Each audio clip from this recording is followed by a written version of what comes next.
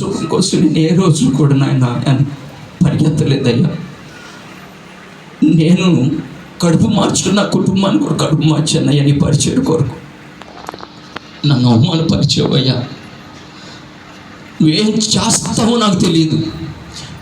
నేను చచ్చిపోతాను కానీ ఆ మందిరం నేను కట్టితే రాలా. నేను ఈ రోజు నుంచి 40 దినాలు నేను ఉపవాసం ఉండబోతున్నా. ఈ 40 దినాల్లో నాకు మందిరం ఒక రూపంలో వచ్చేయాలా, లేదంటే నా ప్రాణం 40 రోజుల్లోనూ తీసేసుకొని చెప్పేసి ఏడుస్తానే దేవుని దగ్గర ఒక నిబంధన చేసుకొని బయలుదేరిపోయా. స్ట్రైట్గా బండిని ఓనర్ గారి ఇంటి దగ్గర తీసుకెళ్ళిపోయి ఫోన్ చేశా, అయ్యా ఎక్కడున్నారయ్యా అంటే, అప్పుడు వరకు అంత సీరియస్గా మాట్లాడినాయన. అయ్యగారు ఇంట్లోనే ఉన్నాను అయ్యగారు అన్నాడు. ఇంత మాట్లాడినాయన ఈయనైనా చెప్పి గవ్వ గుమ్మం దగ్గరికి వచ్చాడు. వర్షం దగ్గర గుమ్మంలోకి వచ్చి, రెండే గారు లోపల రండి అని చెప్పి, తడిసిపోయారు రెండే గారు అని చెప్పి లోపల కూర్చోబెట్టి అమ్మ కాఫీ పెట్టమన్నారు. కాఫీ పెట్టారు. వద్దయ్యా వెళ్తాను.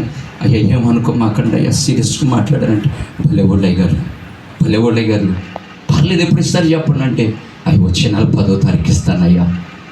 ఒక మాట చెప్పనా, ఆ రోజు నుంచి ఈ రోజు వరకు నేను అద్దె కట్టలేదు బిడ్డలారా. నా యేసయ్య మందిరాన్ని రూపంలోకి నడిపించేశాడు. నిజంగా నాతో పాటు సంతోషంగా ఉన్న 2 చేతులతో ఉన్న మనమే పరచండి. ఆయన నాకు చేసిన కార్యముని జీవితంలో జరిగించును గాక. నిజంగా బిడ్డలారా అంతే. ఇంటికి వచ్చా